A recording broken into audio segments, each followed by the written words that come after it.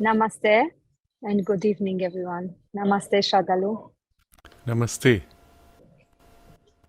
Happy to be back and to continue our fifth session on learning and expressing. I'm sorry, I'm in an airport, so you might hear some weird noises. I will continue with addressing a question that we received last time from Buddha Nursery. Are there any methods to improve mental faculties? So, just to recapitulate, we have been on this theme of developing the capacity to learn as well as to express ourselves. And the first two sessions were primarily centered on learning. The second two were on the power of expression and weaving in questions which have been coming up, as well as a few questions which were pending. So, very short question, Buddha Nurseries. Are there methods to improve mental faculties? This was asked some months back, but in a sense, what we have covered over the last 4 sessions has been exactly this. How are you going to amplify these capacities? And it's been quite detailed, so I will not cover everything that we have, but essentially, we will go down to 2 different complementary movements. One will be an active movement, the other will be what may be seemingly a passive movement. So on the active side, we recognize that in a child, there is no special exercise you do to develop your capacities. You develop them by using them. The more you use them, and the more the varied kinds of experiences of use, the more those faculties and their variations tend to grow. So this principle we now amplify. Except that in the first phase of development, you are largely catching up with what is already inherent as a capacity. In the second phase, you are pushing that capacity now beyond what was formerly developed. And when I say formerly, I mean in the biological human evolution as well as your own consciousness past capacities developed across incarnations. So both of these are present, and to the extent that that's already there as a template or a potential, using the capacity is enough to build. After that, you have to do something a little more. So we'll look at these two. Use consciously, like a child does, through activities and experiences of life, but now, because we are in a phase which is of the second kind, use consciously in every possible way the faculties that you want to develop, utilizing the full spectrum on which you can apply those faculties. So, I'm speaking very generally. You can translate in your own terms how that would apply. If you're going to take music, for example, you will learn to sing, or just get familiar with the notes and the sense of the flow of music and the ragas or the patterns or rhythms, tonalities, chords, etc. Or you're playing the keyboard. What you do normally is you, for example, with the keyboard, you play a single finger until the muscle grows strong, then a single finger until it grows strong, and then you do all possible combinations. The same with the voice. Sa re ga ma pa. So do re mi pa. So and then variations returning, again combinations of 3 going back and forth, combinations of 4 going back and forth, combinations of 5. Effectively, you are as if covering every possible kind of movement across notes, or playing chords, combinations of notes. And that's the making elastic, and at the same time bringing forward, and at the same time pushing boundaries. So using in every possible way with the full spectrum of variations, and combining that faculty with other faculties. So in this case, music you're doing with your voice or your fingers.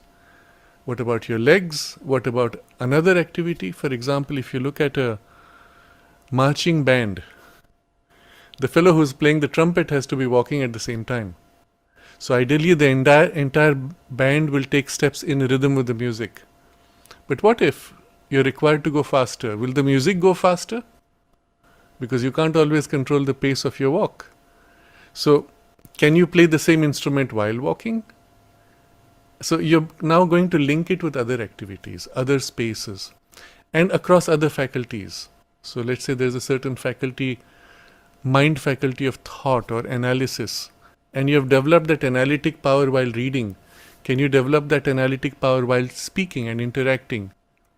Can you develop that analytic power while writing? Although the power is the same, the space in which you're applying it is different. And you'll notice its challenge. Some people can think as they write, but not when they converse, or vice versa. And so by exposing the same faculty in combination with other powers, you are again broadening and therefore refining and integrating. And then other levels of consciousness, other states. So you'll see a good musician, or before a performance, the musician will put himself in the best state possible so that you can give the best. But what if you've just woken up? Can you play with the same skill? You will notice you cannot initially, because your consciousness on which you hold the skill is very narrow, of a higher grade. It does not work on a lower grade. But by going back and forth on different levels, you're again integrating. All of these will make the faculties, and the question was very general, it will make the faculties more rich, more complete, more stable, more widespread, more integrated, and so on. So this is an active aspect. And one more point to the active aspect is, while doing this, push the boundary of capacity in their use in each of these kinds of activities or variations. So let's say you have learned to play a very complex piece of music, and that's about the maximum you can take. Challenge yourself to take a more complex piece, which requires a more complex fingering, more complex move of the voice, and so on. I remember a performance I had seen of a lady who had been trained in classical music.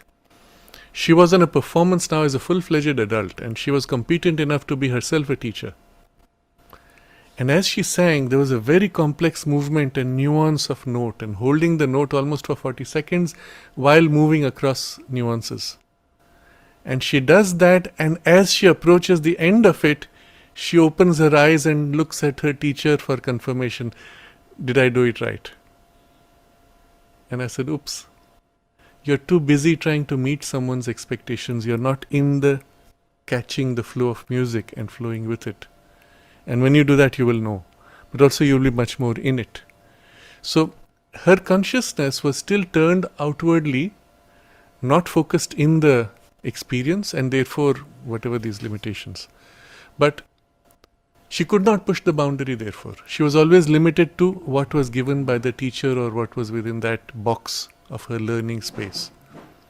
Always push boundaries. And you don't need to wait for a teacher for that. You take, what about this? A little more. Now I've got it skillfully, I can play perfectly. Can I play it faster? There's a point where you feel as if you reach the limits of your fingers. And you'll say, no, biologically it is not possible. And you'll be surprised. In principle, you can double that. And you will find people who do that on the internet. And it looks magical. You may not find it interesting to push the boundary of speed, but you will find it interesting to push other boundaries. My point is, you have to actively push the boundaries, especially when we are in this second phase, where the initial learning was largely done by catching up. The second phase, where you're growing beyond what your nature has or what your past learning had, well, you push the boundaries consciously. So both of these now come into the active phase of improving mental faculties. And now you have the complementing side, which is not exactly passive, but it has a passive dimension, which we have already covered in some depth. Stilling the consciousness, the senses, the faculties, making them receptive to higher and deeper influences. Effectively, what we have described as purification and receptivity. Work on this simultaneously. And the other step in this passive side is consciously infusing inner and higher influences of grades of consciousness. And I will use two words, light and force of consciousness, into the mind before and during the use of these activities or faculties. So before you start, you concentrate, put yourself in that right state, open, inward, upward, invoke that in the stillness, the light and force, and then turn to engaging with that faculty. While doing, as the skill grows, now I can play almost mechanically, and that's when you will tune in to the inner and higher and infuse consciously. The amplification you will get from this complementing side, which we have called passive, is actually far greater than what will come with the active side. But if you have not done the active side, just the passive side, it will miss the refinement and perfection. So in a sense, these two are complementing sides, and I've given a broad answer. This could be applied to all faculties of the mind as well as even other grades of consciousness. So I think this would be what we would answer for methods of improving. We can go to the next question.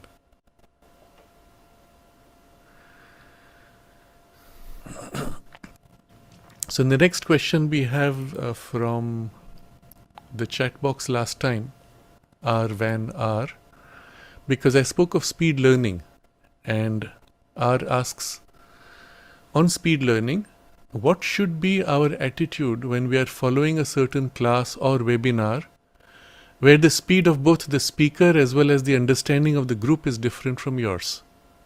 That is, for example, you understand something within 5 minutes, and the remaining 55 minutes you are waiting for the rest to understand. How to use that time usefully instead of becoming impatient. A lot depends on the nature of the content, the relationship that you have with the teacher, the nature of the activity in that interaction, and so on. But since it's a very general question and it's perhaps related more to speed reading, you've read a text and you've already acquired the comprehension. Now what do you do with the time that you have before you? And there are many things you could do, and I will touch upon a variety of them in sequence. Well, first I would simply say find another teacher. Change the class or teacher if you can, if you have that luxury. And sometimes one has that. Otherwise, if you have an option also where the thing is recorded and you can watch it on your own later and so on. But assuming that cannot be done, you move with the other options. That is, think ahead. Read ahead and think ahead. Both. And perhaps you have already got the whole thing. Maybe an entire multiple page text while the group is still with the first paragraph. At which point you can dwell, think, how does this integrate? How does it relate to the rest? So that you don't feel you have wasted time, you have been also learning.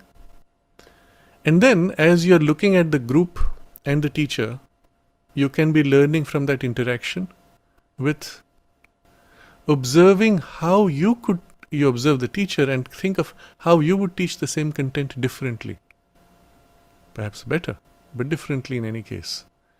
And how would that relate to the current class and the difficulties it has? How could you present the same thing in a different way that they could get it? Consider the kinds of blocks that people have.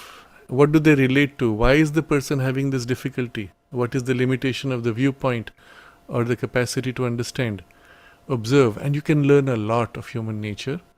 And one of the things which will make you a very good teacher is if you have applied this activity with a wide mix of teachers and teaching types and learning types. Separately further, what you could do is offer to be teaching assistant.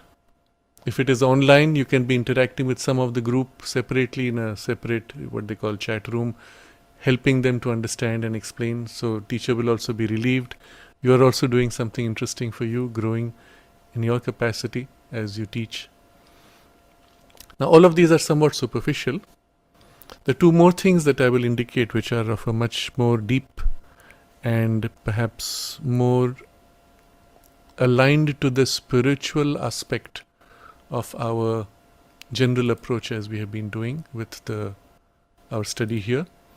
So there are 3 words Sri Aurobindo uses with regard to the yoga of knowledge. And these are the three means by which the mind most directly can enter not only in deeper understanding and immersion, but eventually even into identification with a deeper or higher knowledge. So I have referred to these three words before, but one of the words I had got wrong. I stated correctly here. He uses three words: Shravana, Manan, and Nididhyasana. And I will read from the text of Sri Aurobindo where he refers to this in the Synthesis of Yoga.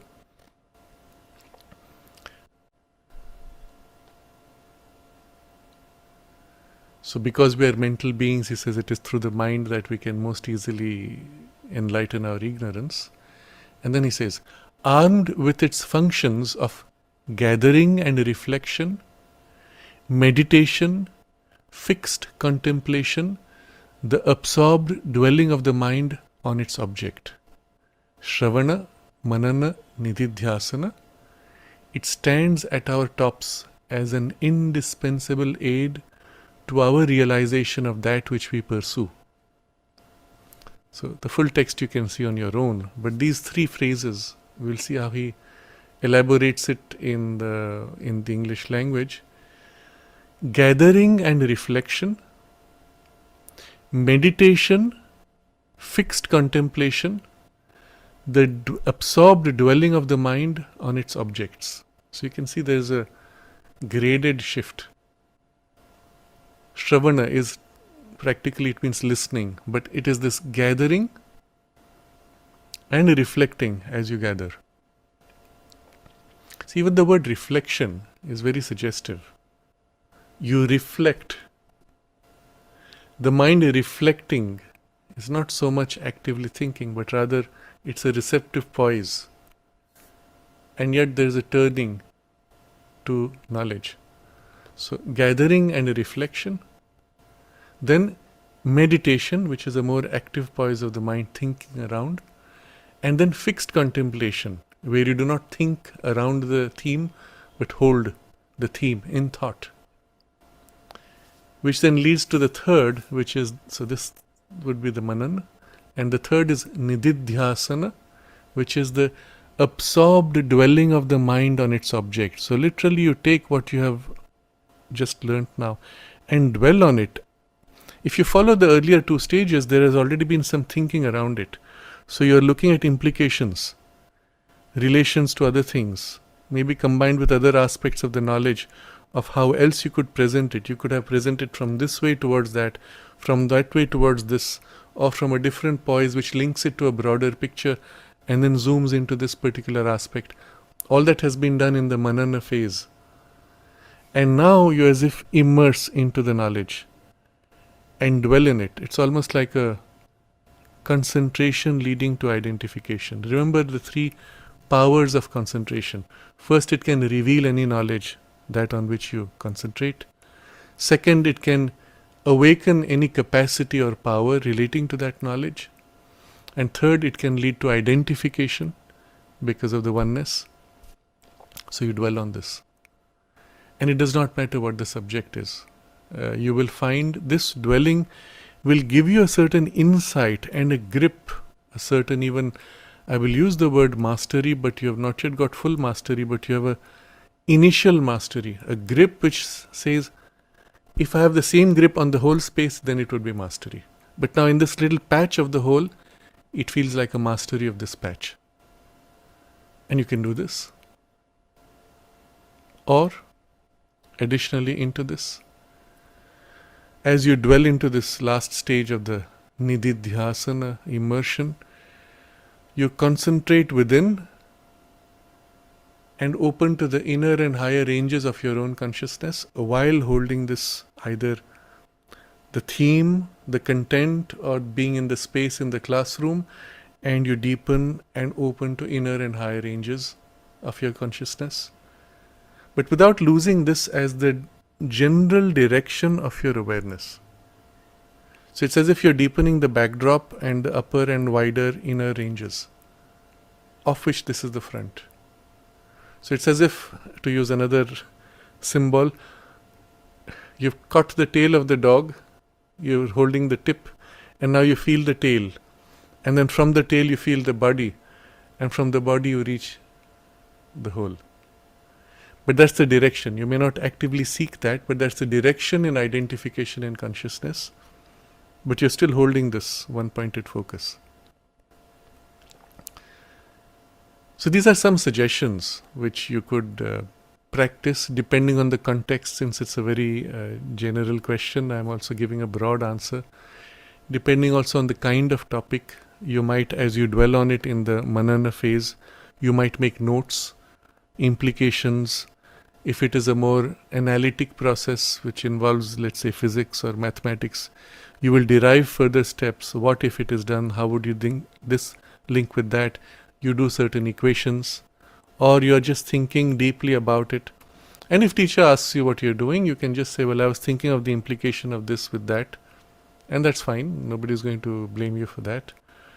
So you can always be either doing something or growing in a deeper way on the same theme, or generally in consciousness. So this is the problem when you are with a group and the group is not matched with your capacity, or the teacher does not match with your capacity. I found that where you do not need formal certification and you don't care for it particularly, then what you can do is find the suitable platform where you feel it matches your pace, depth, richness that you need. And today you get a lot which is almost free of cost. Learn because it gives you the joy. And if someday you feel the need for the paper also, well, you go through the course in a minimal way, but you are not learning there, you're just doing what is needed to get your certification.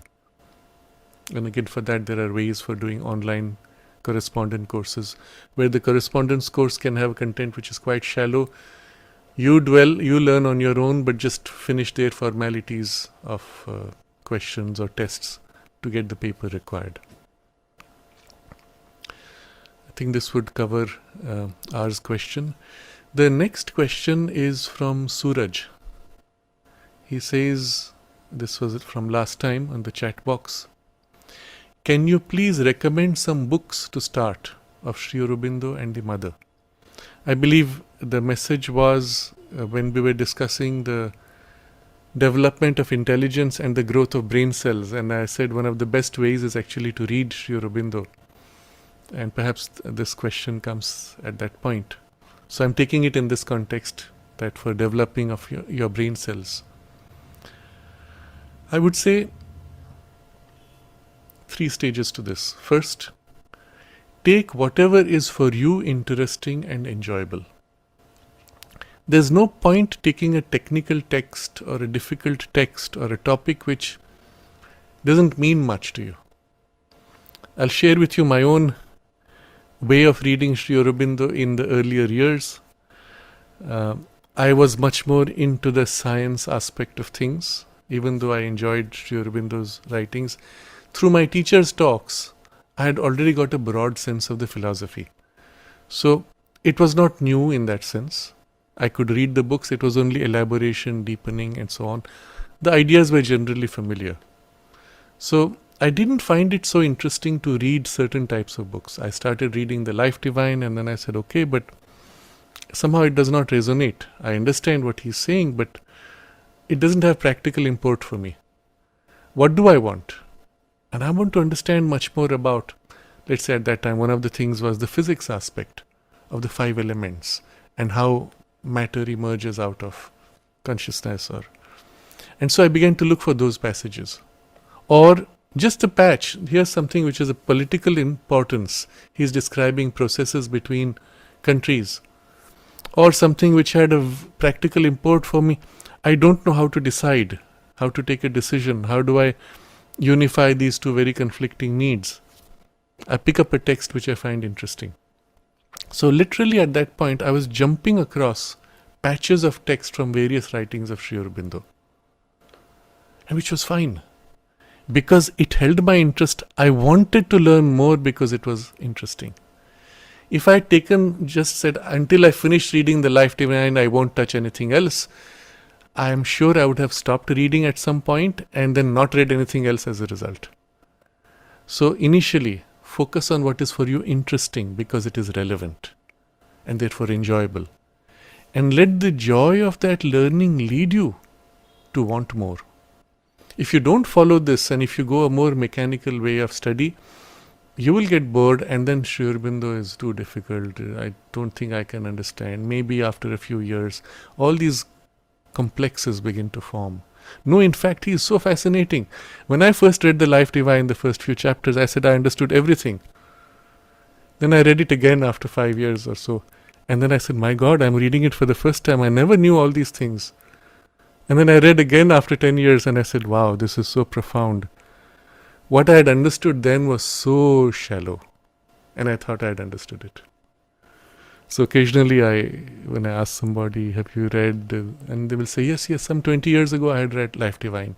Someone says, when I was 21 years old, I had finished reading the Life Divine. And today you are what? You're 40? You've missed something extraordinary. Because what you understood then was shallow, superficial. You just understood the words and their superficial thought meaning, which is good. But there is such a depth. And as you can see how that works. So don't worry about this. Focus on what is interesting, enjoyable. And as a result, you will find yourself going layer by layer and your capacity will develop. And with it, your enjoyment will develop. Second aspect of it will be, from here, push the boundary into what is more provocative, more challenging, what is pushing the boundary of your capacity. Something we discussed earlier today. Push that boundary. Now, let's say you've just read a chapter which was very, very interesting. So, one of the things I had read early on in the Life Divine was the chapter on matter. Because I wanted to understand matter, science, and so on. Then I said about intuition, so I read that chapter. But as I'm reading that, he comes to a point at the end of the chapter where you say, my God, this is absolutely so important, the consequence of this. And what happens with that? And you want to read the next chapter. And then maybe you go 1 or 2 chapters more, and then it again starts getting too theoretical. You say, I'm not sure I understand. What is this business of Brahman, Purusha, Ishvara? What does it matter? It means nothing. So you fade out, or you switch to another portion, and so on. Push that boundary. Every time you feel this, it's interesting but difficult, pause, wait, read, dwell. And which comes to this again, Shravana, Manana, Nididhyasana, the 3 words we already spoke of. Do that as you read. So I would say it's not so important what you read, but that you follow this 3-stage process and dwell on it and allow it to provoke and draw the maximum in deeper understanding and insight. So start with initially, if you have a little fear and discomfort about something that might be difficult and you have a wrong idea, start with the thin books, the little books. Some of the most provocative actually are his thoughts and aphorisms. It's a little book. I don't remember, maybe 150 or so aphorisms. Each aphorism is just 1 sentence. But when you read it, it provokes you. It makes your mind think, oh, because there's a whole contradiction, 2 different, absolutely opposite things being unified in this single statement. And it really makes you think. But really take time to think about it. And think about the implications for you in your life as applied. Then you go to the next aphorism and it's as if he builds on the first one. When you thought something great had been unified, he comes to another level of unification and another and another. There's actually a sequence with which he builds. In fact, there's something far more profound which I believe we have lost because of the limitations of the so-called editors of these works. When he wrote these aphorisms, he wrote 1 set of aphorisms. Then he wrote a second lot in between the lines of the first. Interesting. And of course they believe that it's because he didn't have enough writing paper. Not true. He had. But I believe there was something more profound, because I saw that as I was reading, I said, this resonates with that part.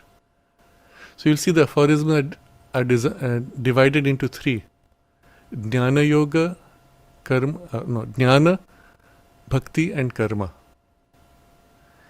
And you will see as you read across the things, there are things, patches which resonate. This thing which happens in the mind, that happens in the heart, that happens in the action. And you see a parallel. And then when I saw in the original documents that he had actually written weaving lines across, I said there's surely some resonance between this which he intended. Unfortunately, I don't have access to that text, and it's something which I leave to future exploration. But still, the point is, as you read and think, and there's this provocation, you'll have to stop at some point because there's too much. The impact of the first is gone after you've read 3 or 4 or 5. So you will pause there and then think about it. Very simple text. There's another which is also aphoristic, which is called Thoughts and Glimpses. But this goes really deep. And this is where he has a whole series of things. Ego was the helper, ego is the bar, and so on. Many pairs like this. And you really have to think about, to consider what are the implications. Of course, they are all elaborated in his writings. And then he raises the question, why, if all this is an expression, even matter with its rigidity is an expression of the divine, why did the divine create matter which is so rigid? And then he answers that question. What an amazing insight it gives you. But when you read it, you will understand what he says in words and in thought. But behind that, there are at least 2 or 3 layers of further implications, much more profound, which you will discover as you think about it. Have fun. You are more interested in the politics, go into his writings on the unity of mankind. You're interested in social development, take those writings. If you just want something easy, short, simple, you take what is printed in the volume that is called Essays, Divine and Human in the later editions, or The Hour of God in the old editions, as well as some other volumes. Short essays on various themes.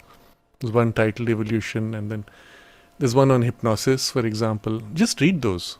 But again, with this kind of enjoyable insights. Or if you want something much more relaxed, not challenging to your intelligence, but opening to the heart, read the Mother's Questions and Answers. If you want to put into practice the mind training, take her text of the commentaries on the Dhammapada, where she's actually taking texts from the Dhammapada and commenting on them for application for mind development. Because the Dhammapada, which is a Buddhist text, is largely drawing upon the Raja Yoga knowledge and methodologies. So mind mastery, thought mastery. But put it into practice also, not just enjoying the reading. So here are some starting points, but you'll find your own depending on your interest. As I said, it must be interesting, enjoyable. Next step, it must be provocative and push the boundaries of your capacity. And the third, you will follow this Shravana, Manana, Nididhyasana, deepening in the immersion. I think this should satisfy Suraj's question. There is another question which is from Anupam, which also relates to this part.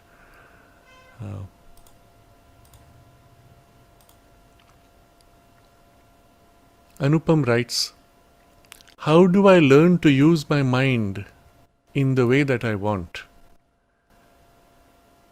It is what Swami Vivekananda always said, to use your mind as your servant instead of being mind's servant. How to develop this capacity.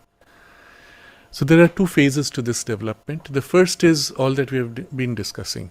Train the powers, fully amplify and integrate and so on. The second phase is, who chooses to use these powers? Is it merely your desired nature, habitual nature, mechanical habit, or can there be something deeper and higher? So as an effort to master the mind, you then step back and now begin to choose what you will think, how you will think, what is a priority, what is not so important.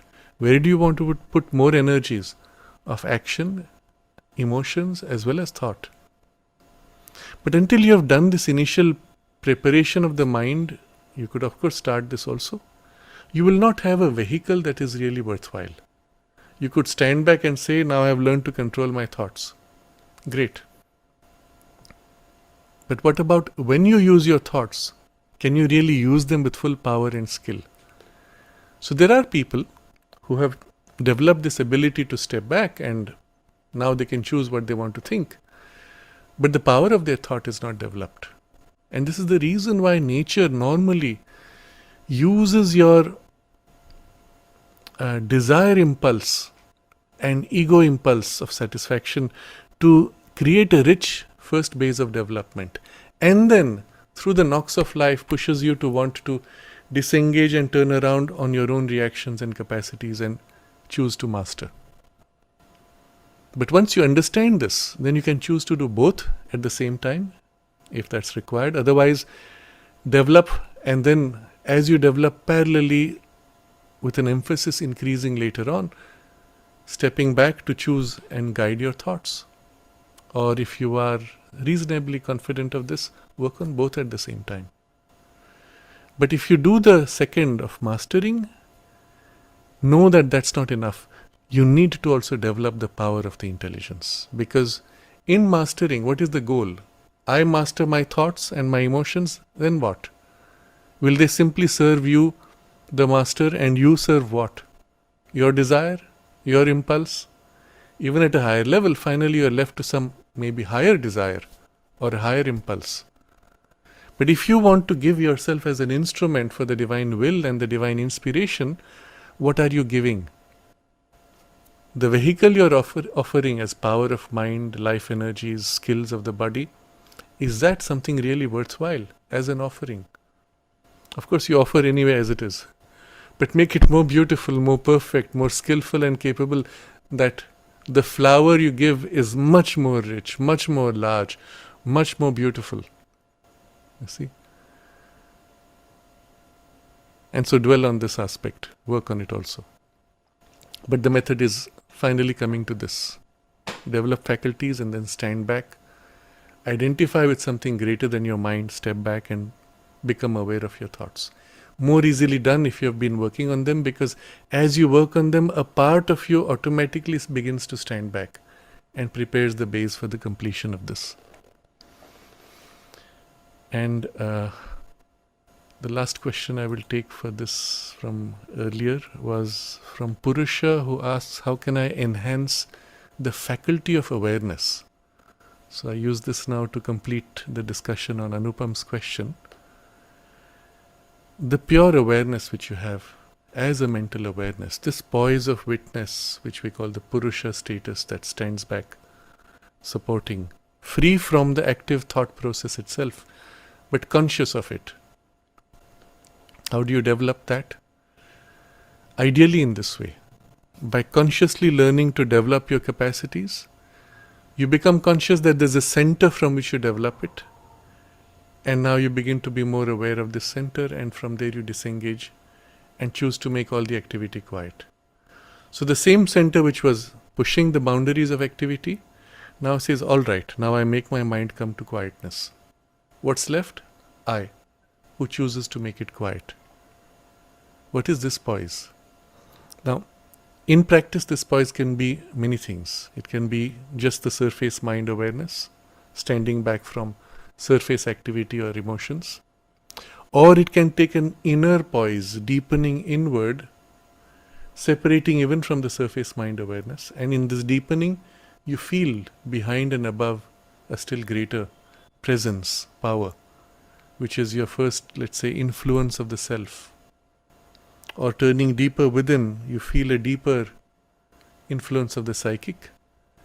So to any of these, one or both, you now begin to lean back in remembrance, in feeling, in identification. And in this way, you are deepening the awareness, heightening the awareness, and as a result, opening out to still greater aspects and faculties or powers of the awareness. So, I'm taking literally the question of Purusha, how can I enhance the faculty of awareness? Yes, there is one part which is simply amplifying, but the other part which is this enhancement in the shift of consciousness. think this is broad enough, though in summary form. Once you get the idea, start doing it. As you do it, you'll feel, and then you'll find it's not so difficult. The initial enhancement of awareness that most people are satisfied with is just an amplifying of the brightness of awareness. And that's done as easily as this. You feel your hand, become aware of it, and then just amplify the awareness. Until it feels as if your hand is much more aware. The same you do with your mind awareness. I'm conscious, become aware of your consciousness, and then gently amplify. And there you are. A much wider, clearer, freer, quieter, perhaps, awareness. That's a good point. From there to take a poise, standing back from the thoughts is easier, but it's still in the mind consciousness. Once this is sufficiently stabilized, from this you turn to what is behind, lean behind, feel a deeper, wider density of or grade of awareness, and slowly give yourself, open out to that, lean back into it, blend into it. I think that should be good for Purusha's question. There are some comments as well as questions in the chat box.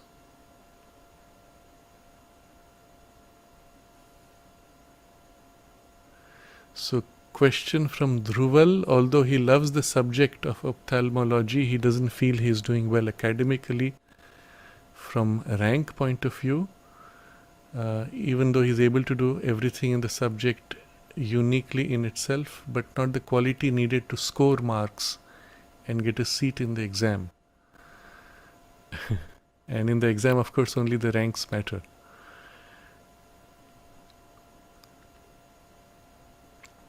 In the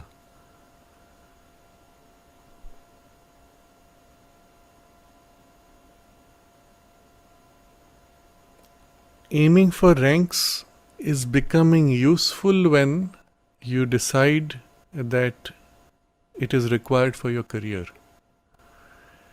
or for a higher post or for some promotion. It's your entrance for entering into some other opportunity. In itself, it may not give you a better opportunity in qualitative terms, although it may give you a better opportunity in financial terms. And sometimes you may have to choose between the two, not always, but sometimes the higher paying job will also be more demanding on your time and will also compel you to earn more for the business that is paying you more, and therefore compel you to compromise. So as a doctor, you join a big hospital which pays you high, but then they will demand that you also extract more from your patients. And it's a choice you make. Or you go to a relatively smaller hospital which is more like a family, where you can actually care for patients, maybe you have less in number, but you can really do that job well. And again, these are choices you will make. But if for whatever reason you decide that you actually want to get higher ranks, look at what it requires as distinct from what you're doing. You probably are creative. That doesn't count. What is required for the rank is write exactly the way it was written in the book when they ask you the exact same question. So memory power and the capacity to repeat without changing much. And they are only looking for keywords. Did you get the right keywords? Whether you understood them does not matter. I had somebody, it was connected with the ashram. They were running a school with Sri Aurobindo's name on it. And he told me, you see, I have changed my whole school so much. Every child knows the meaning of evolution. You ask any child, what is the definition of evolution? And then he rattled out a definition which was complicated enough that I had to pause and say, oh, what does that mean? And all the children knew it. And he said, see, they are now so good. And I think it was pointless. Even I had to struggle, and I'm sure those children had to struggle in understanding that definition, or probably didn't understand at all. So, actually to pass exams, you don't need to understand. Bulk of the exams are designed like that. Of course, in ophthalmology, there will be a practical side where I don't know how they would assess whether you do the procedure correctly or you recite the procedure or whether they make you do.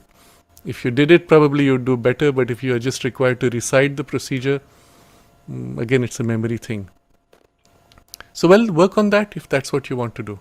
Learn by heart, and that faculty you can also amplify. There are ways to remember more easily, and you use those mnemonic methods as well as subliminal learning. There is something called super learning, which is you do while listening to some music or have the text read out to you and so on, which allows it to seep in the subconscious so you can memorize more easily and so on. It's up to you. Recognize what it requires, and maybe it's not so important for you. Okay.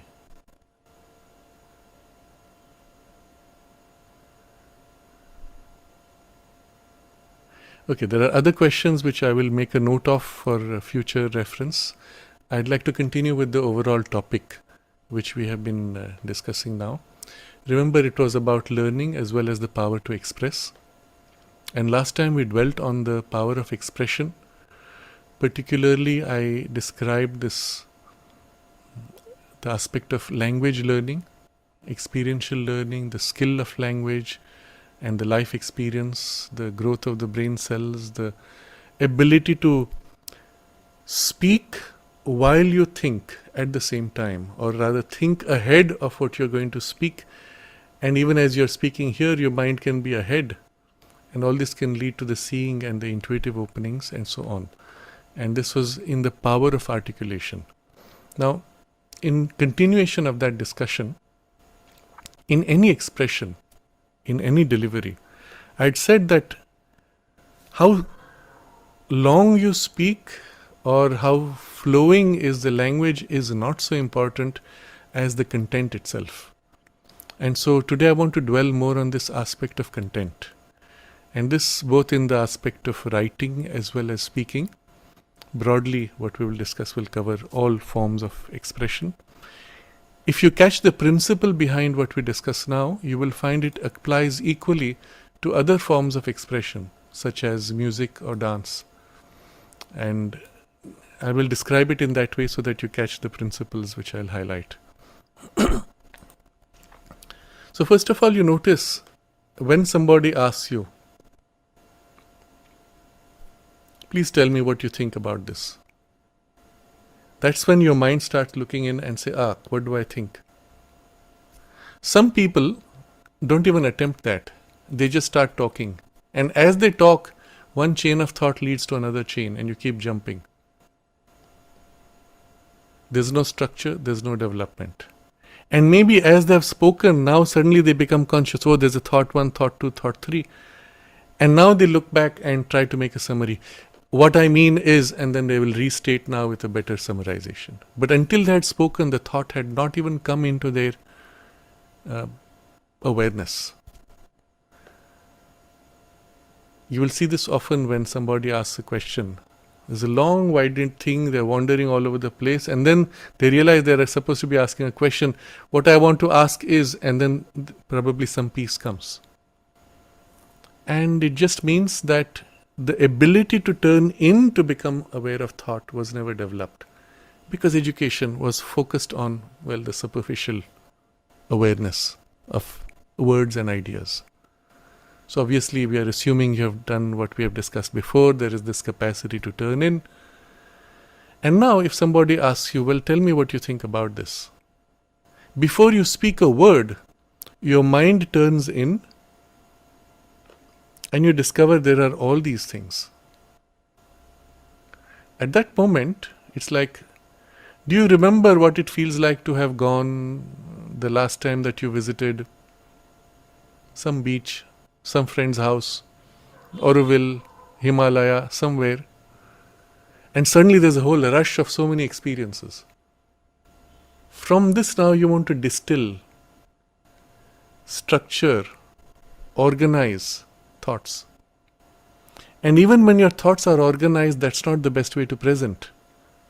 While presenting, you may use a different sequence altogether.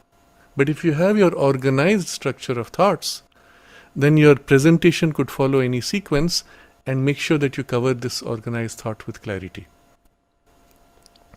For example, often when presenting in a novel, you start with something initially that will hook the reader, or in cinema, the viewer. And then you do a flashback. So in an action movie, well, you're going there for the action. You don't want to have a slow start.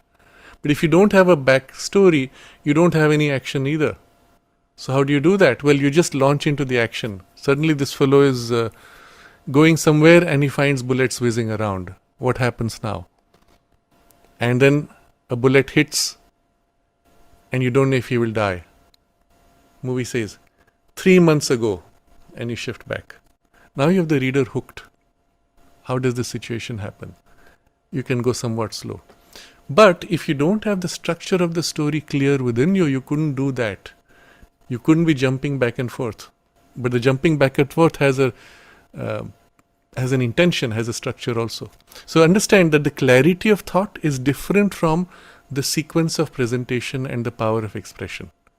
But you need clarity of thought to be able to make that effective. So, you're given a topic, your mind turns in.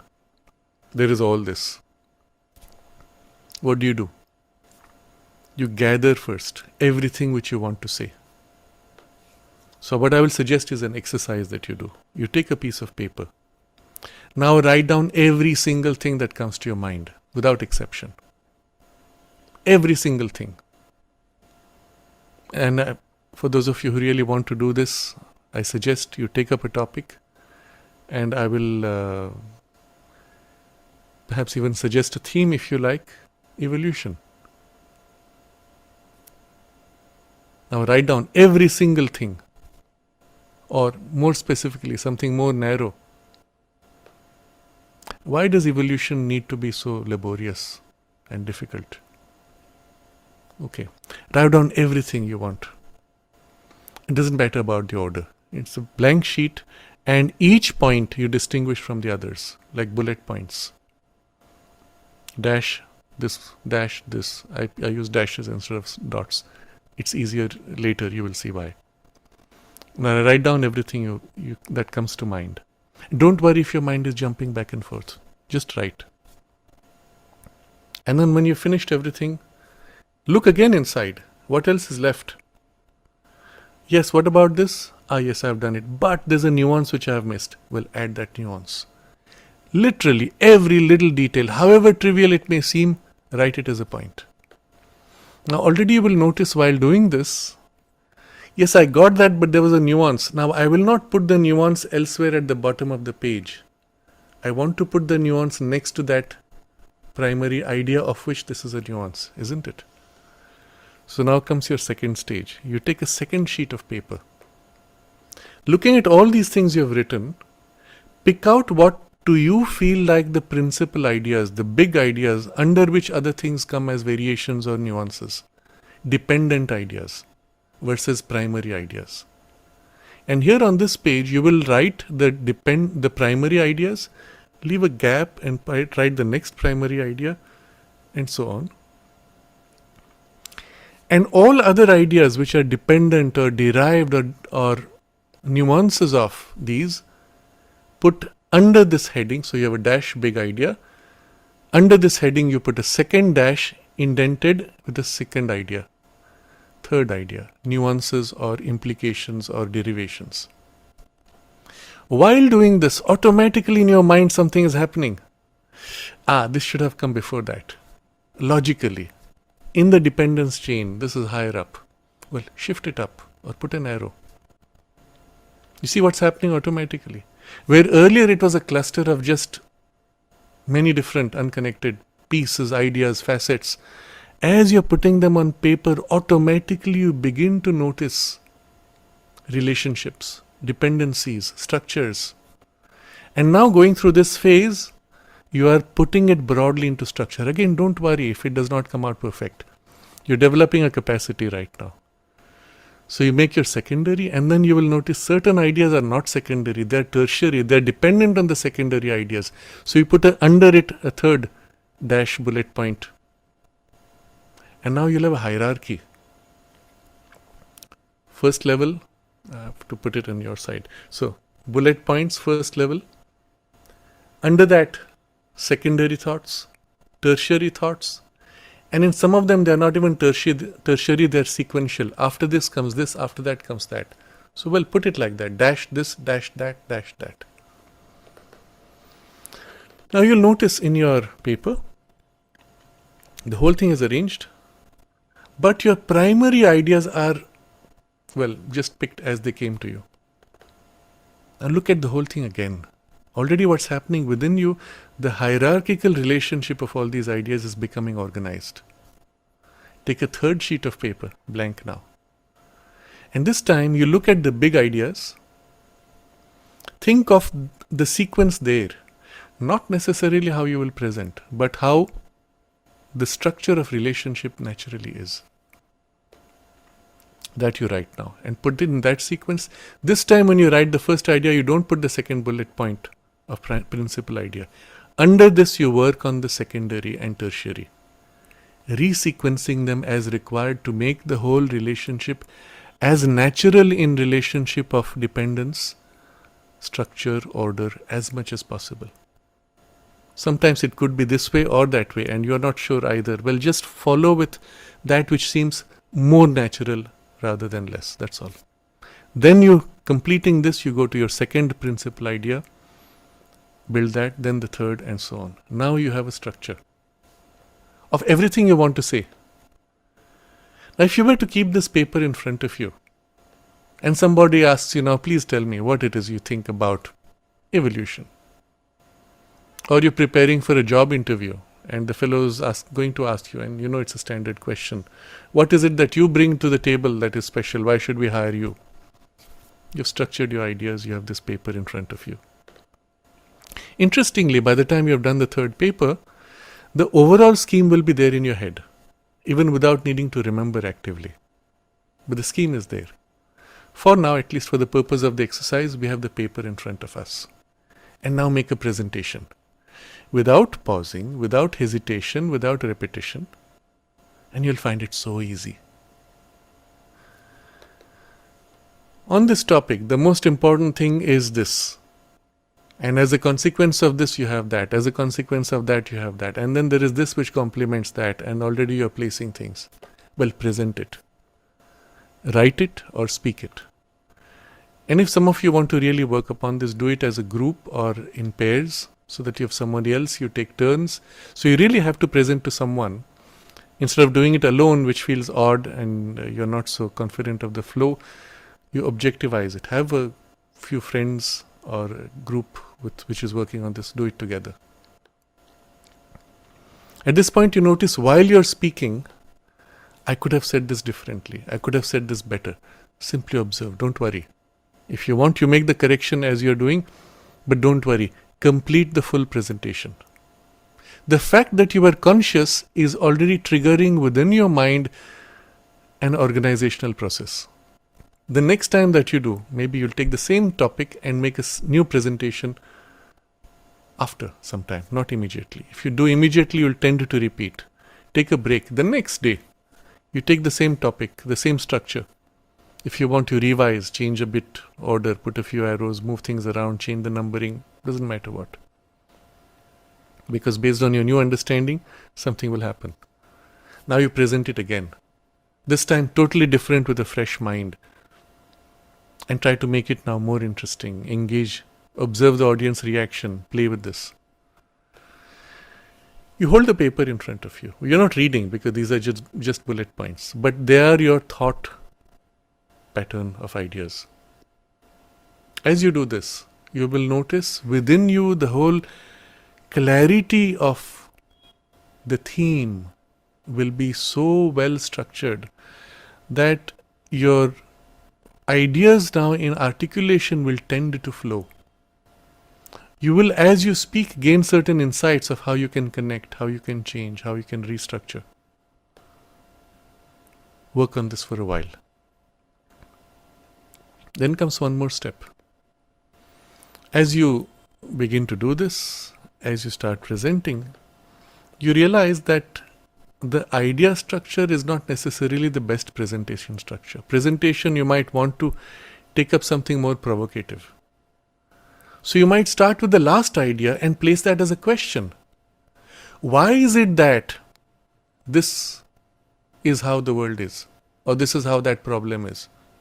Or everyone faces this difficulty? Which is actually the answer you have at the last. Well, in order to understand that, we must understand idea 1, idea 2, idea 3 before we can get the conclusion of idea 4. So now I start speaking about what is the understanding we need to have for this.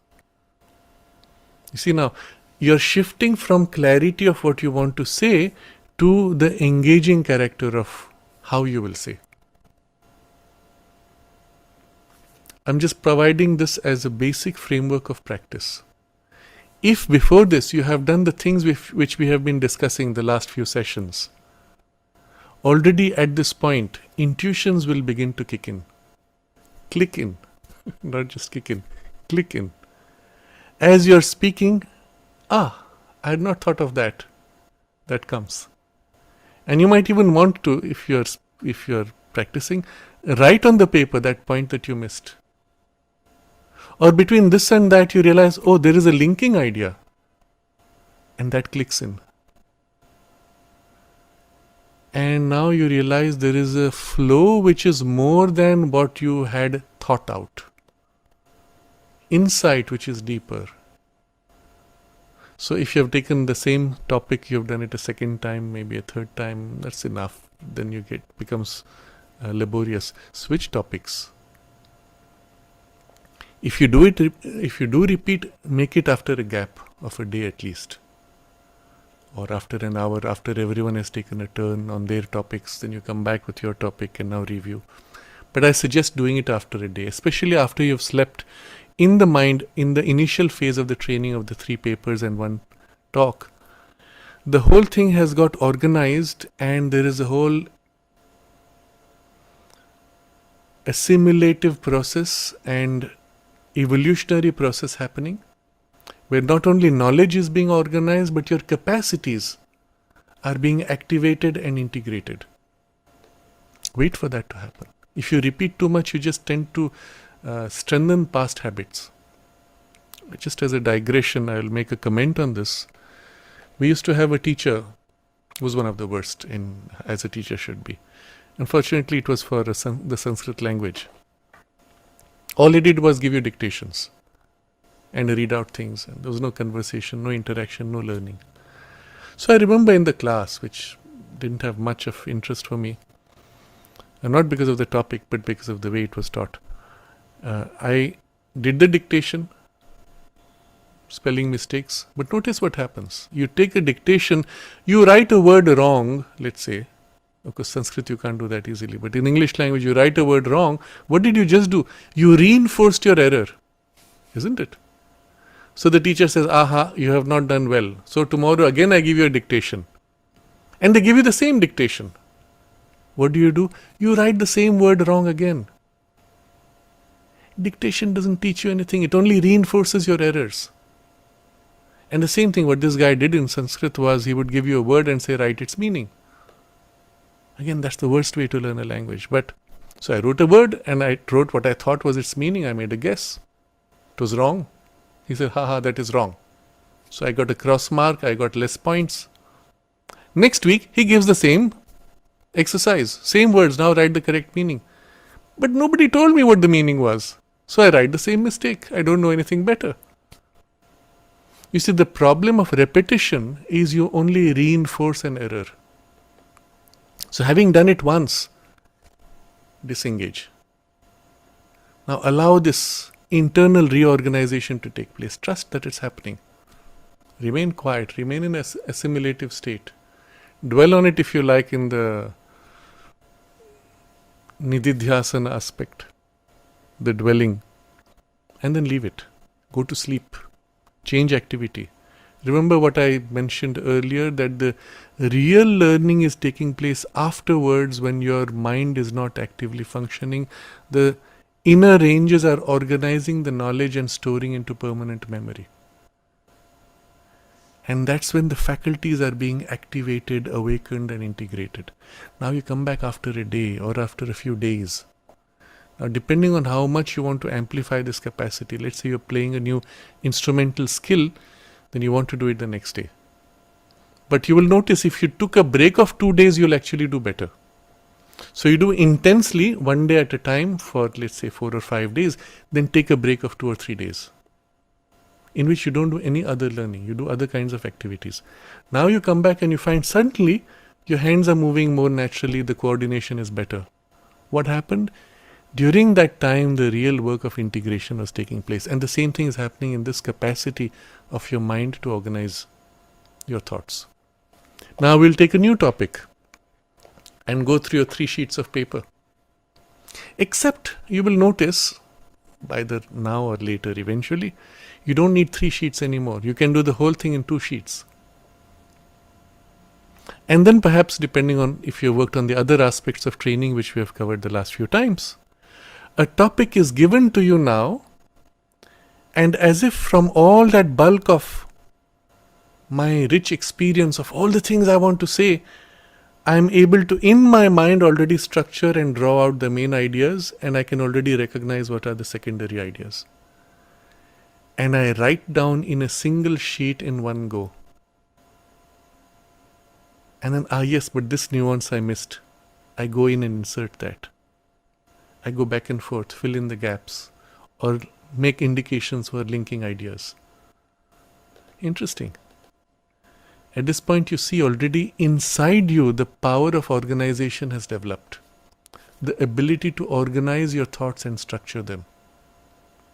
And at this point, even without that paper, if I asked you to speak on some topic, let's say, okay, give me a moment, and there. If parallelly you have worked on the other things, where this ability to stand back and think ahead as you speak has also formed, what we discussed last time.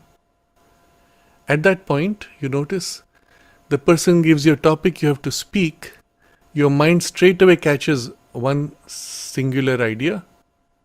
As you begin to speak, the rest of the mind is organizing the rest of the ideas, structuring them, placing them, and you can flow with quite a rich presentation with no obvious prior thinking out process.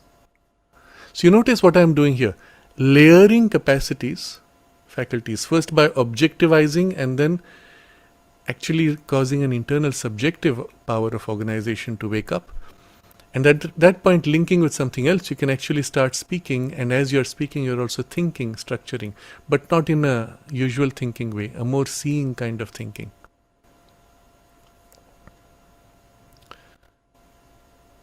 By then, if you have worked on this with other things, your clarity of thought will be far greater. As you read Sri Aurobindo, you will see this structure in the way he structures his sentences. It is amazing, amazing, because the clarity is so distinct.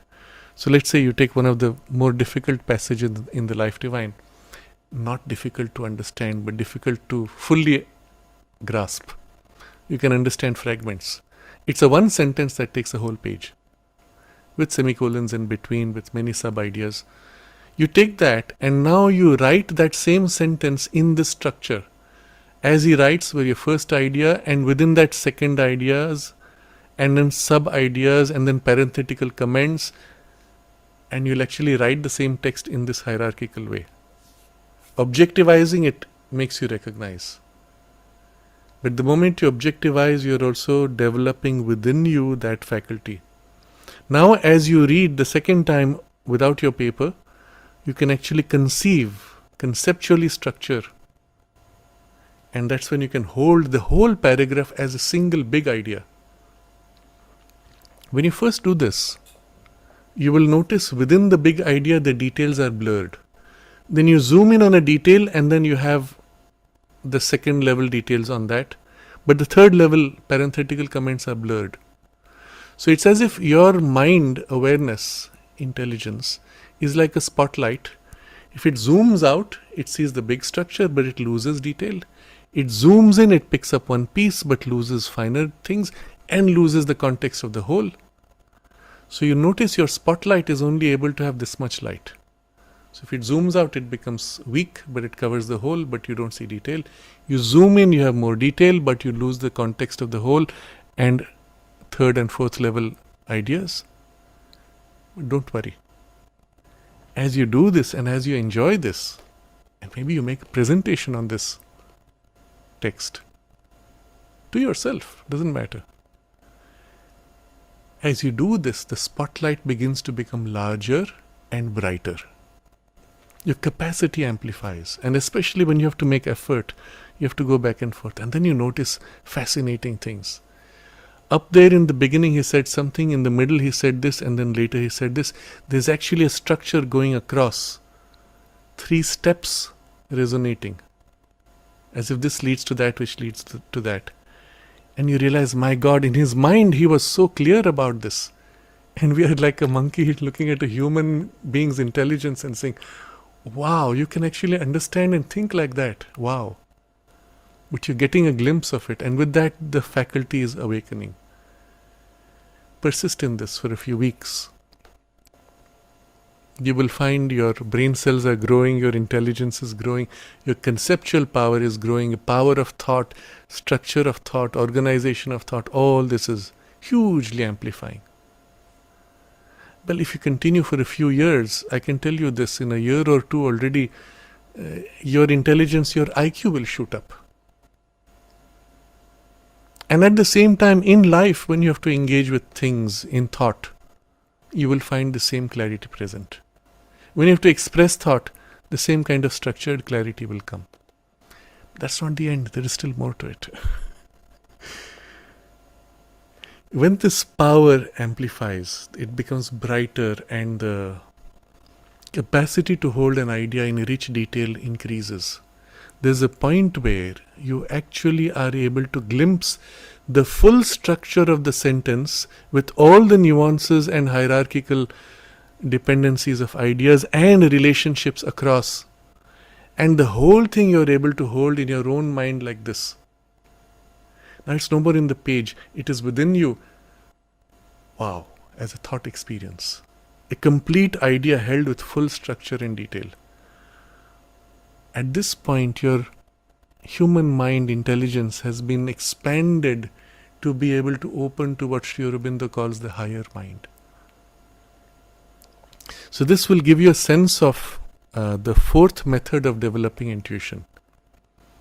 You remember, we have discussed this many times. If you have not seen it, please go back to the texts, the talks. I don't remember number 17. Okay, 65 to 71 on intuition. There's another thing I had done. That is on development of mind. But there's another one which is on intuition in the 20s or 30s in the number. You'll see by the topic. There Sri Aurobindo discusses being able to quiet the mind at will, being able to shift inward, the poise of mind, and then upward above head. And the fourth, he says, is developing all the faculties of your mind to such a rich extent that they begin to exceed their own limitations and open out to higher intuition. So this I have repeatedly said, I've given some hints, some indications, but I said for this you really, unless you're doing it, you cannot fully understand what this means. Here's an example of that. At this point, by this method, by this approach generally, you've actually pushed the boundaries of your capacity of intelligence and organization of thought structure, perception of thought, and clarity of perception and depth of perception and completeness of perception, that it has extended it all to the boundary of the limit of your thinking intelligence and is on the brink of what he calls the higher mind. But the thought itself holds a mass of ideas in a single thought. So this is one exercise for doing this. There are other ways I have suggested before that I have done with people in a workshop structure. And maybe someday we will do that here. But this is one way you would do it. And now you see and you realize you're not thinking anymore. You can't think. You can only see the beauty of the thought in full glory and richness and perfection. And now you read that line, that paragraph which is a sentence. And you say, wow, what a well crafted, beautiful sculpture of an idea, thought, experience.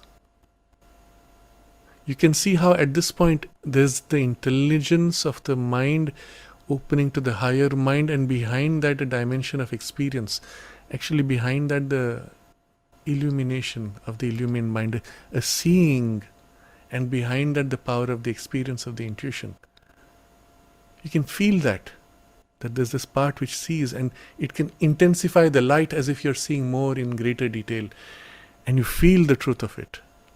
And you've already touched intuition, illumined mind. Touched, remember, it's just a beginning, don't worry, but you've touched it. And you are glimpsing the higher mind while still being in this working of intelligence. You see how it works? It's not difficult. It's just that you have to make that effort. Apply it. And it can be done. I'm giving it as an exercise here. You can be doing it in small bits every day, over days, weeks, months, years, and come to this over a few years. Or if you've worked on the prior preparation as discussed before, please understand those are very important. This doesn't stand only in isolation. Then within a few weeks, you will have a glimpse of this experience. But whatever glimpse you have, know that a year down now from here, your mind will be so much more that you will look at the same thing and say, that glimpse was just a preliminary, now I can see it in full rich detail. Where earlier I saw only the bone structure, now I see the full bone, flesh, tissue, and wow. See, enjoy this. Very important that you have to enjoy this. And in doing so, you will find you want to do more, and then don't be in a hurry, enjoy the way itself. So, all this is still not getting into the full power of expression. It was still about developing the power of organized thought and structure. Now, from here, when you start expressing, as I said, you might find completely different starting points. If meanwhile, and I'm looking at it again from the spiritual backdrop, not purely an academic, meanwhile you've worked on those other levels. There's been the quieting, there's been the opening, and then the intuitive influence is working. It will almost happen spontaneously. As you're beginning to speak, let's say you're going to speak with this structure, with your mind planned awareness. First this, then this, then this. As you're beginning to speak, because you're aligned, something comes plop, and a completely different starting point is picked up. And you let it. You still have the structure, so you can flow freely. And you allow it to flow, and you find the chain of ideas being taken up is different from what you had planned. But you see the beauty of it. And then when you go through and when you complete, you've probably covered the bulk of your structure because it was already there. Maybe you missed a few points, don't worry about that. But the way it was presented now is so much different and perhaps so much more interesting. But more than that, so much more real and natural, because living experience that you're sharing, and because of the intuitive content. It was led, you were led through this. I remember it happened to me once when I was doing some regular classes I had started at that point, and so I had to do every week. And for some reason, I was in great distress because of some events on personal level, and I was emotionally distraught. And in that condition, I could not bring my mind to clarity. I could not prepare. I was upset, sad, and energy is pulled down. And while I can speak, I don't have the enthusiasm about it. So while going to the place where I had to speak, I just shifted myself. I said, okay, whatever it is, I trust, and allowed this settling into the silence behind, leaning back, resting, and opening to the mother. And I said, okay, whatever is required, I trust. And then at that point, instead of taking up the topic which I had planned for, which I was supposed to, instead something else came up. I thought initially that it would be just a comment as an observation, and then I would go to the topic. Something else came, and then by the time it finished, the next idea was in place, and then the next idea, and then I didn't know what would come next, and then the next idea comes, and it went on, I don't know, maybe an hour or so. And it was so beautifully structured. And then at the end, it linked back smoothly to the first idea and completed the circle. And that was it. And I knew it was over and the thing stopped. And I said, wow, so beautifully constructed. Even if I had wanted to, I could not have planned it. And more importantly, there were things there which I did not know here. And had not noticed here. Of course, at some level perhaps. But it's as if a deep insight and a real insights of wisdom were there, which were not mine, obviously. But at that moment, they were obvious, they were visible. And so I just flowed with it. And I said, wow, this is so much more beautiful than anything I can prepare.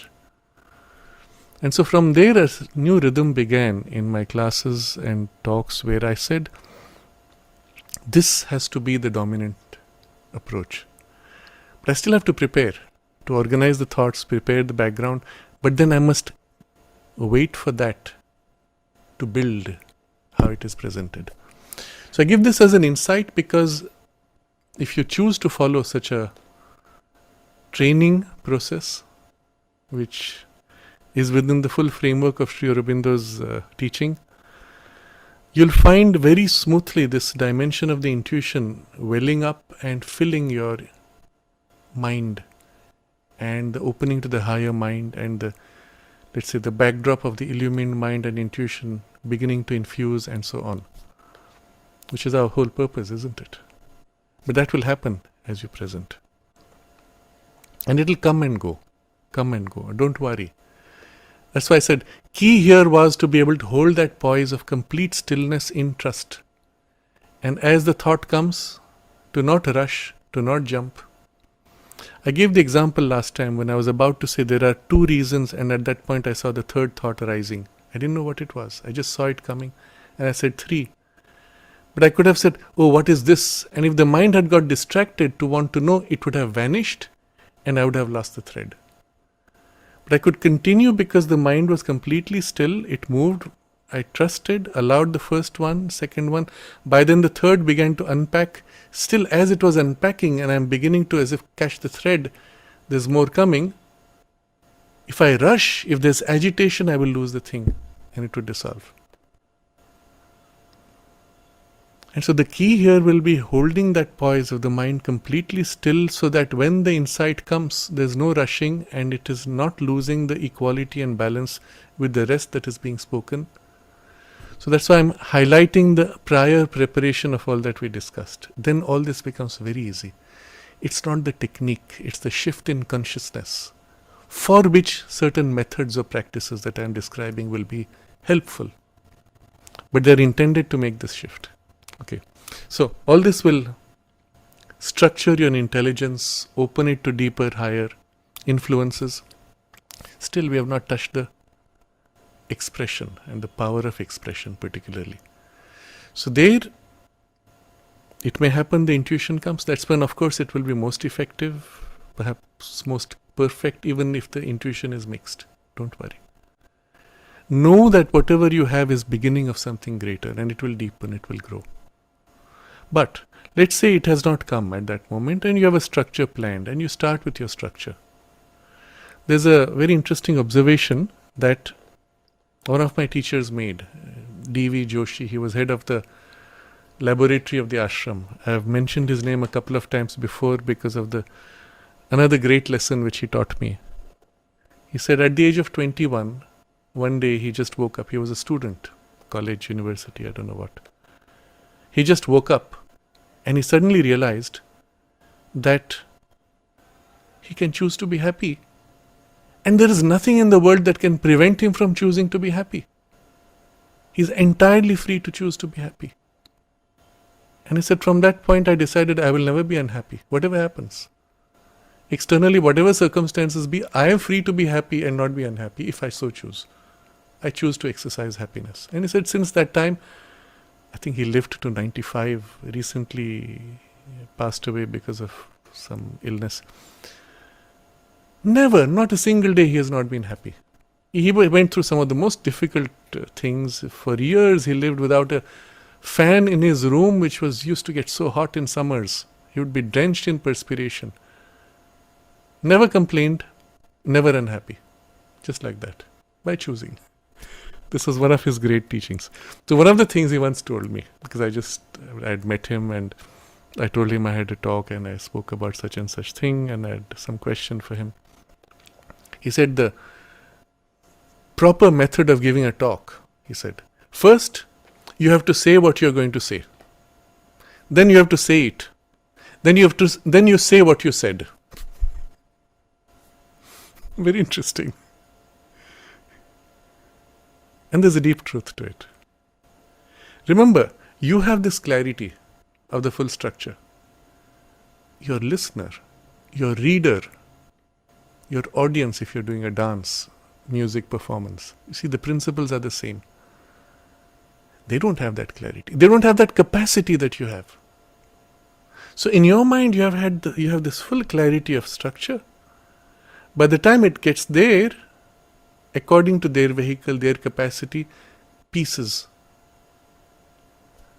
I remember once, it was in a discussion with somebody, I was there with a friend. I thought that man was a man of some rich life knowledge. I won't say wisdom, but rich life knowledge. He was sharing his learnings. From there, I came away with at least a dozen insights. And my friend said, so take home value from this is, and he reduced the whole thing to one sentence. I don't know what it was. Don't trust too much. Some very practical, superficial, reductionist message. And then I realized there's a whole culture out there of take home value. You listen to a long presentation. What's in it for me? Take home value is this. Poof, and all the rest is thrown out. Or unable to hold. By the time the person has gone from one thought to the next, I've forgotten the previous thought. By the time he reaches the 10th thought, I only remember 9th at best if I'm conscious. Most people are not even there. So understand, in the receptive vehicle, there could be a whole variation. And when you're going to transmit, you have to either help that to open out or reduce or highlight what they may reduce to as their take-home value or as their principle. Now, this is how many people do. I personally don't believe in that. I believe in transmitting all that you can in the way you can. People absorb from it what they can. Of course, it depends on the group. If I was speaking to young children, then I would reduce it, make it, or summarize. So there what I do, I give a very rich thing which will touch on many levels, especially the deeper ranges, evoking those elements, tapping into those ranges, and then I leave them with a point which they can hold here, but which is not reductionist. So with young children at the age of 10, 11, 12, when I was teaching in the school, I would speak about something about the Indian civilization and its values and what role India has played in the past and what is happening today that shows a building of an important role in the future. And all this, and I'm tapping on several layers, intelligence, factual content, which they can go back and say, you know what, we learned this. And then emotional content, and then the intuitive and soul aspiration somewhere to serve a greater cause and to feel Mother India as a living presence. All those things I've touched. And then I'll leave with one, what you may call take home, but non-reductionist, I'll say. And that is your role as you grow up in life. That's the work you will do. This they hold. But all the rest is pegged to it, you see. And then I've had children come back to me after 15 years. And they will say things like, one of them said, what you were trying to tell us at that time, now I'm beginning to understand. And I can assure you they would not remember anything else from any other teacher's class after 15 years. But this, because it touched so deeply, stayed, worked, and as the personality grew, as the mind grew, because it was touched on many levels, it kind of grew with them and hopefully kept a certain orientation. Maybe some lost it also. It's possible if the personality covers up too much, but it's there somewhere inside. So now this is the aspect of the power of expression and delivery. If you're conscious of this, and again to the extent your consciousness is developed and you're able to link to your audience, even if it's writing, it's an audience, you're able to link to You can formulate it in a way that it's a vehicle that will settle in their frame of receptivity, irrespective of age and capacity. Touch the layers relevant, activate them as relevant for whatever that purpose is, and leave it, release it there. And then it works. Or they take whatever piece is relevant for them, depending on, again, don't worry too much about that. The goal is here to transmit as completely as possible the element of the experience, or reduce it as required for a certain group, audience, priority. In a more academic space, obviously you're not allowed to touch emotions. And still it can touch some deeper part even of the thought, insight, values. One can do in many ways. But as you grow in clarity within you, you will be able to feel what is required and know the clarity within the other and know how to fit and package it. But one of the things which helps greatly for this packaging to settle is this structure which Joshi Bhai spoke of. First you say what you're going to say, which lays out at least as a frame the receptive space. I'm going to tell you why this particular thing is important and in what way you can participate in this. Now they know what to expect. Now there's the structure where I'm presenting with whatever complex structure is involved. Having done that, at the end, now I say what I said. Therefore, this is important for you because of these reasons, and you can participate in this way or that way or the other. So it closes and completes. This thing is very important, where you bring in a certain thing and then bring to closure and complete the packet, the thought idea, the experiential content, so that it can stand by itself. It's not left half open. Then what? Should not remain. Yes, it's complete. And so this is one way. This 3-step structure is a way of packaging it so that the mind is able to hold, especially the more superficial parts of the mind. But this same principle would apply to also communicating or transmitting on a deeper level. And at this point, I'm going to again step back and say this which we have discussed can apply in everything. From an academic classroom to a conversation to a therapeutic, counseling session, to a lecture presentation with or without PowerPoint slides or whatever, to experiential transmission of any kind.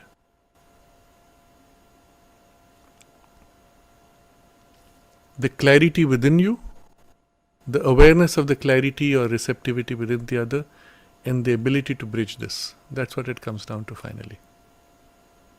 Into this, if you can infuse the aspect of experience, and if you're leaning into an intuitive touch, then that experience touching will evoke the experience in the other as if they have lived it with you.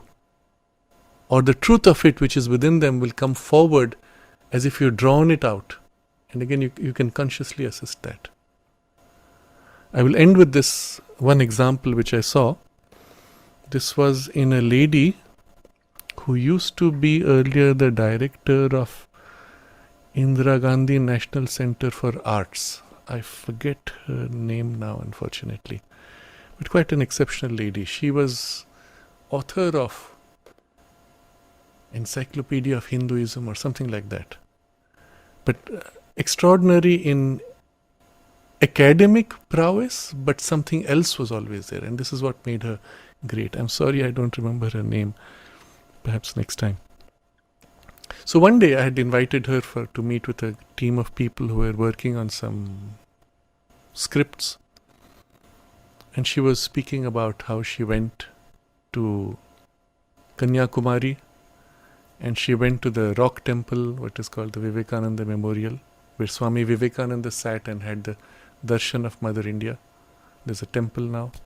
She sat inside and she said as she sat there, she felt. And then she didn't say anything which I can remember as a description of an experience. But as she was describing what she felt, her voice became softer and softer and softer. And all of us listening felt this welling up of emotions as if we could cry, and it moved emotionally. And we barely heard what she spoke. And I cannot recall what she described, just that she was saying what she experienced. And we had to almost lean to listen. And when she finished, she left a sentence half complete, and the silence completed what she was conveying. And it touched everybody. And I said, wow, this is a capacity one can develop. Interesting.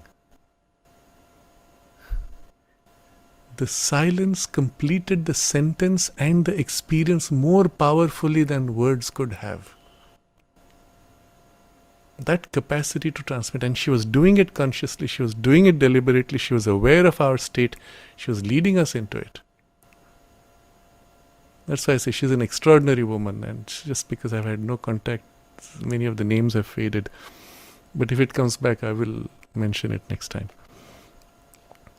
So, yes, someone has mentioned this in the Abhimanyu has mentioned Kapila Vatsayana, Dr. Kapila Vatsayana. Thank you, Abhimanyu. And in a sense, for me to share this is as a tribute to her. She passed away some years ago. Dr. Kapila Vatsayana. And I believe if she wrote, if she spoke, a woman like that, imagine what she can do. And of course, in academic space, the scope for this is limited. But because what she transmitted was almost a spiritual experience. It had a strong emotional content, but it touched something spiritual. And therefore, she had that within her. Now, the same power of transmission you will find in a politician who grinds you emotionally. And there's nothing higher, of course. So if you have the higher, it's not about transmitting the experience. It's also about grade you transmit. So you must have that deeper and higher opening, and then the power to transmit. Then you have something worthwhile transmitting, and worthwhile receiving, and worthwhile retaining, which is life-changing. Isn't it? And the flow of intuition, the flow of experience in this way can connect and transmit. So there's more I could say. I'm not sure if it would be appropriate to share more, but in the way one transmits an experience like this, and there's a whole skill and a capacity and a deeper knowledge of how one could do that. Maybe I leave it for now. It's not so important because our goal is much more on this superficial level.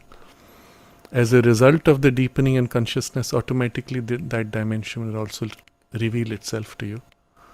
But just to put it simply, the principle is this: at some level the consciousness identifies. And it doesn't mean you have to do it consciously, but she did it on some level consciously. There was a point of contact in which the transmission was had, but on our side there was also the acceptance and the receptivity. So there is always this, and in the point of contact there is the transmission of an experience.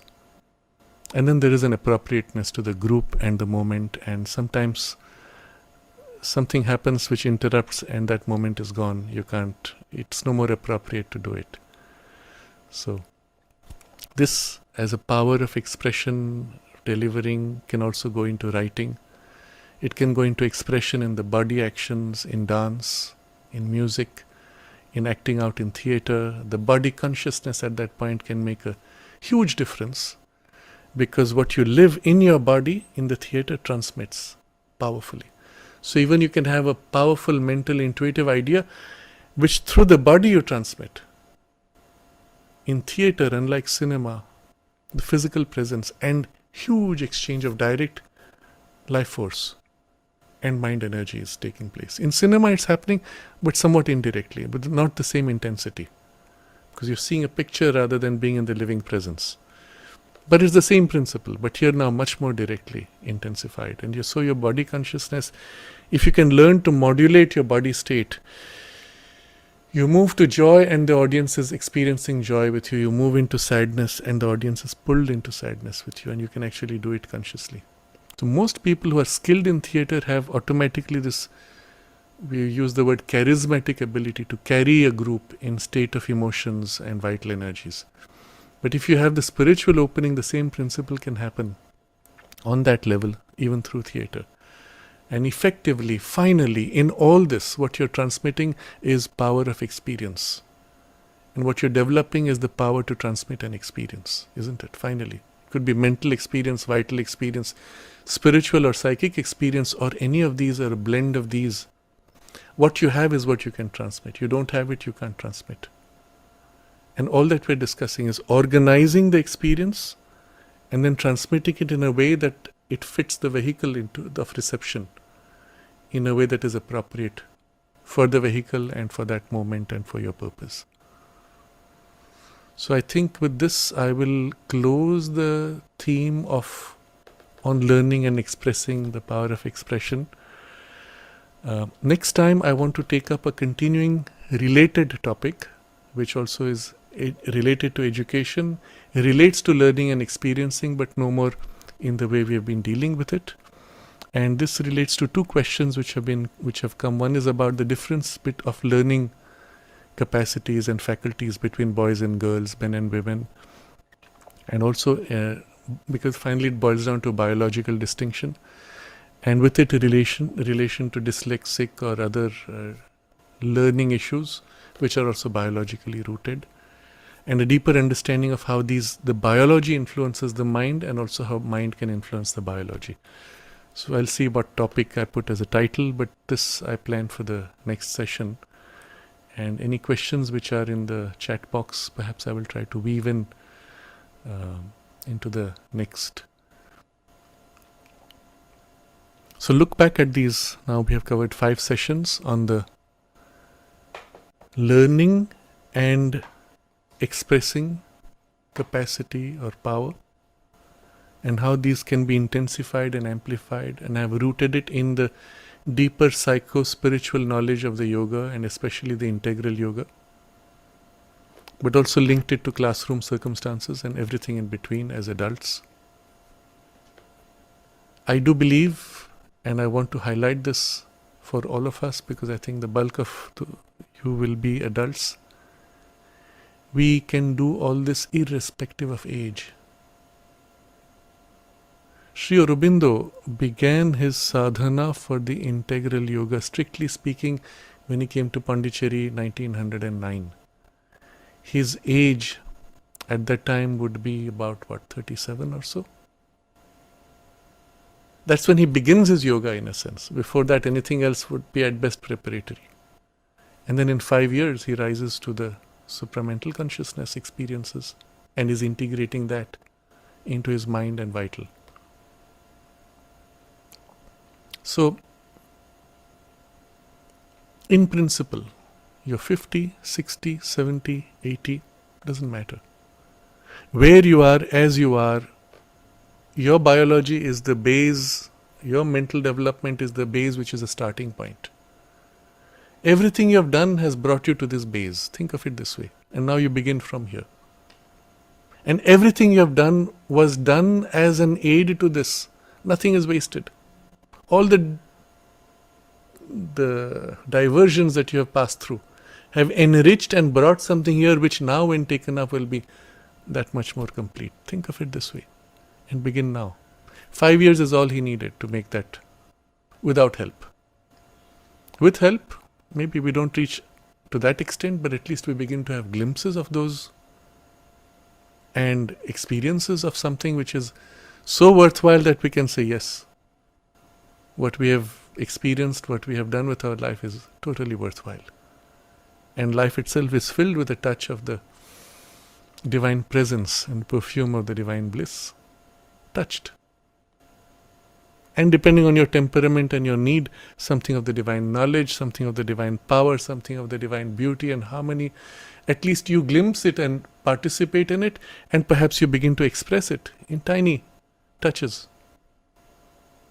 And then what you have done in this life and in these years is more than 1,000 years of mechanically lived lives, isn't it? In a few years. So take this discussion in this spirit, that let's all make the effort to grow in whatever way we can, as rapidly as we can, in as many directions as we feel naturally drawn to in the joy of the soul's evolution. call for the help, use the means given and the methods described and the deeper psycho-spiritual insights at the base of it, and enjoy the journey of awakening. Take a moment to concentrate in this aspiration.